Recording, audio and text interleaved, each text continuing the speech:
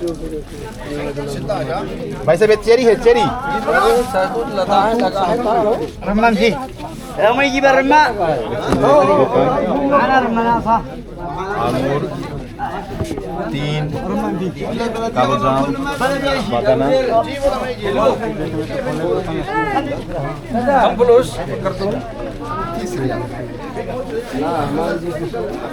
আমরা এখন এদিকে যাব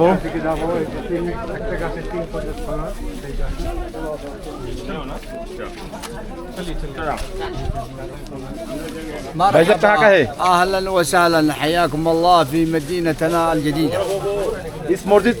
مسجد about this العداس मस्जिद से مسجد عداس مسجد رضي عداس الله عنه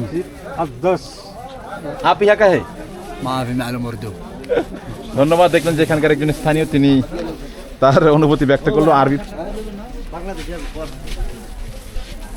বলেন আপনি কি জানেন এই মসজিদ সম্পর্কে ভাই আলহামদুলিল্লাহ এটা হচ্ছে মসজিদে আদ্দাস নবী করিম সাল্লাল্লাহু আলাইহি সাল্লাম যখন কাফেরদের যন্ত্রণায় কাফেররা এরকম কি করেন বাচ্চাদেরকে লেলায় দেন কাফেররা তো অত্যাচার করেই পাশাপাশি বাচ্চাদেরকে লেলায় দিস বাচ্চারা এরকম পাথর মারে মজনুন বলে পাগল বলে এরকম এক দুষ্ট এক বাচ্চা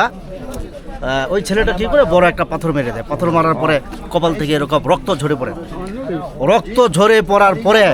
নবী করিম সাল্লাল্লাহু আলাইহি সাল্লাম এই যে মসজিদ দেখতেছেন মসজিদের সামনে যে জায়গাটা আছে এটা ছিল আঙ্গুরের বাগান বড় এক আঙ্গুরের বাগান ছিল ওই সময়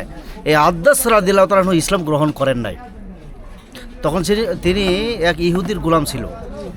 ওই ইহুদি ছিল ওই বাগানের মালিক ঠিক ওই সময় ওখানে যাওয়ার পরে নবী করিম সাল্লাল্লাহু আলাইহি সাল্লাম এখানে গিয়ে আশ্রয় গ্রহণ করেন এবং আদ্দাস কী করেন আঙ্গুরের রস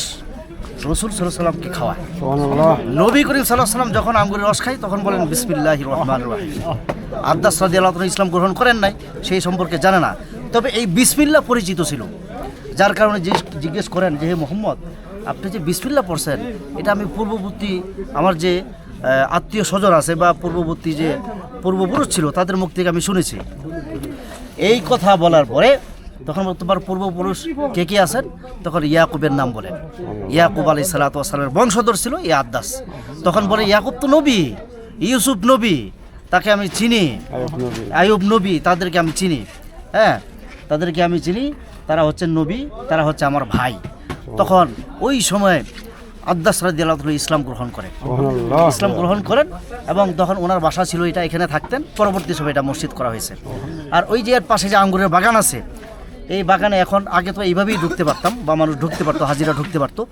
এখন এটা একটা টিকিটের মতো করা হয়েছে 2 থেকে 3 রিয়াল করে নেবে ওখানে আপনি ওই জায়গাটা দেখতে পারেন ভিজিট করতে পারেন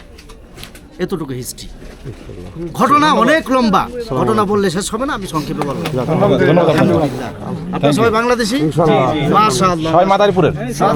আমাদের জন্য দোয়া করবেন মাশাআল্লাহ আমি মোহাম্মদপুর কেরানীগঞ্জের ঢাকার মোহাম্মদপুর সবাই আসবেন আমাদের এলাকায় আসবেন ইনশাআল্লাহ ভাইজান মাশাআল্লাহ মাশাআল্লাহ আল্লাহু আকবার মাশাআল্লাহ